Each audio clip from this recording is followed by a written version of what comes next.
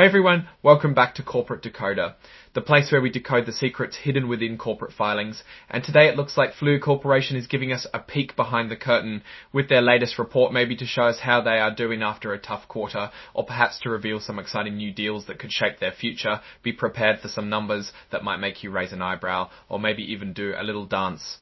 Before we dive in, if you enjoy breaking down complex financial information into easy digestible insights, make sure you hit that subscribe button. Also, if you want to join a community of fellow corporate finance enthusiasts and get even more exclusive content, our Discord server link is in the description below.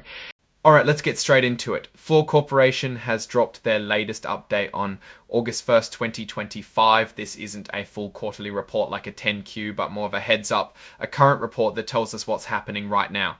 The main reason for this filing is to announce their financial results for the quarter that just ended on June 30th, 2025. Think of it as an early peek at their performance before the full detailed report comes out. Attached to this report is the actual press release. This is where we usually find the juicy financial details, the numbers that tell us how the company is actually doing. It's like getting the executive summary before you read the whole book.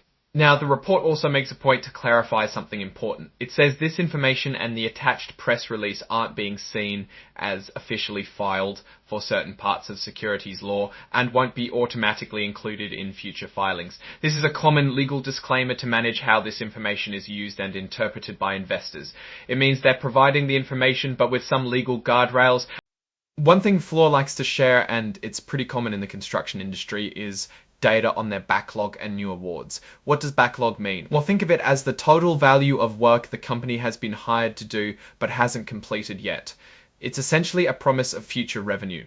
So this backlog measures the total dollar amount of work they're committed to. It gives us a look at how much work is lined up for them in the future. However, and this is a crucial however, this backlog isn't a guaranteed paycheck. The report wisely mentions that cancellations or changes to the projects can happen. So while it's a good indicator of future business, it's not set in stone. New awards are the contracts they've secured during this specific reporting period. So you have the ongoing work from the backlog and then the new business they've brought in. Together, these give a picture of the company's current sales momentum and future potential. For those tracking Fluor Corporation, their common stock trades on the New York Stock Exchange under the ticker symbol FLR.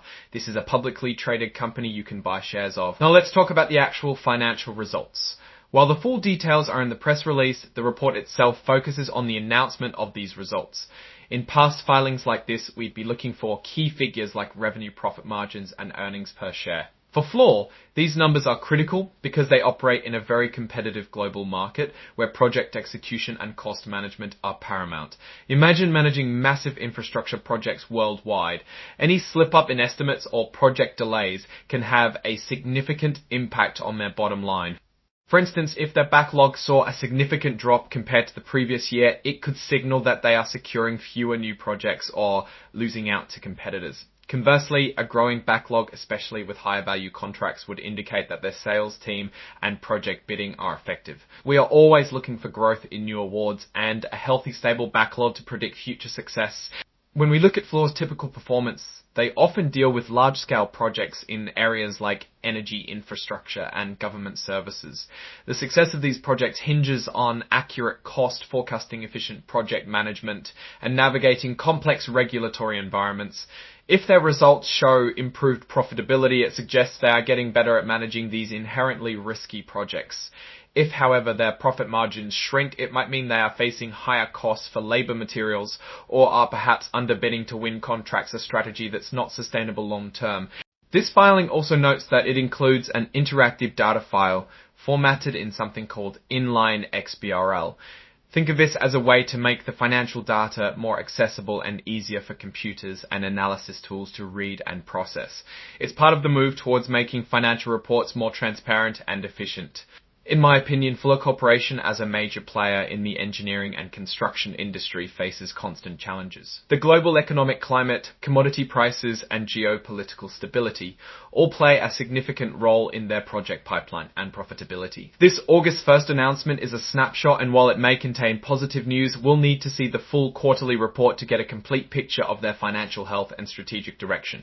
We need to watch if they are truly growing or just treading water, and if their management is effectively steering the company through the ups and downs of the global economy. Alright, that's our quick peek into Fluor Corporation's August filing. What are your thoughts on these types of early announcements? Do you find them useful or just a way for companies to get ahead of bad news? Let me know in the comments below. If you found this breakdown helpful, give this video a thumbs up, and if you haven't already, make sure you subscribe for more decoded corporate insights. And don't forget to join our growing community on Discord. The link is waiting for you in the description.